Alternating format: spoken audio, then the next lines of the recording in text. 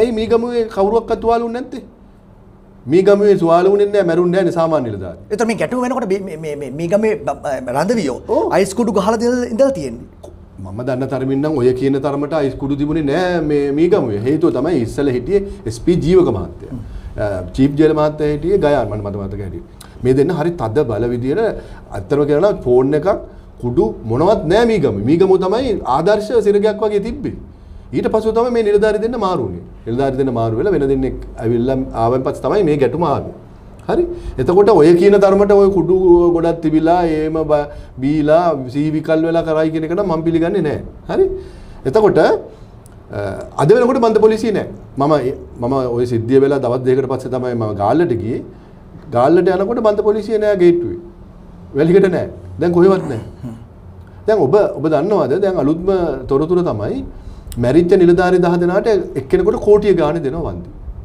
ඊට අමතරව 55 වෙනකම් වැටුප දෙනවා 55න් පස්සේ විශ්‍රාම දෙනවා. ඔව්. දැන් කෝටියක් වන්දි. දැන් ඔබ හිතනවාද මේ මොකද මේ කෝටියක් වන්දි දෙන්නේ එකපාරට? රුපියල් කෝටියක් එක්කෙනෙකුට වන්දි දෙන්නේ මොකක් අතින්ද නෙවෙයි. දැන් ලොකු ප්‍රශ්නයක් තියෙනවා බන්දනාගාරයේ. දැන් බන්ද පොලිසිය රාජකාරී කරන්න බයයි. දැන් පරීක්ෂා කරන්නේ නැහැ. බන්ද පොලිසිය සර්ච් වලට එන්න බයයි. ඇයි දැන් 10 දෙනෙක් මැරුණානේ. දැන් නිලධාරී කියනවා නෑ අපිට පරීක්ෂා කරන්න බෑ අපිට කරන්න බෑ. දැන් එහෙම වුණොත් කවුද කරන්නේ ඔය? හමුදාව දාන්නද? STF එක දාන්නද ඇතුළට? වෙනත් හමුදාවක් හදන්නද? ලොකු අර්බුදයක් තියෙනවා. ඒ නිසා මේ නිලධාරීන් ටික ෂේප් කරගන්න ආණ්ඩුව දෙනවා. ඔන්න අපි දුන්නා මැරිච්ච අයට කෝටියක්. ඒ නිසා ඕගොල්ලන්ගේ රස්සාව කරන්න බය වෙන්න එපා. මැරුණොත් කෝටියක් හම්බ වෙනවනේ. දැන් එහෙම කියලා තමයි මේ කරන්න හදන්නේ. ඒ කියන්නේ මේ පද්ධතිය බිඳ වැටලා තියෙන්නේ.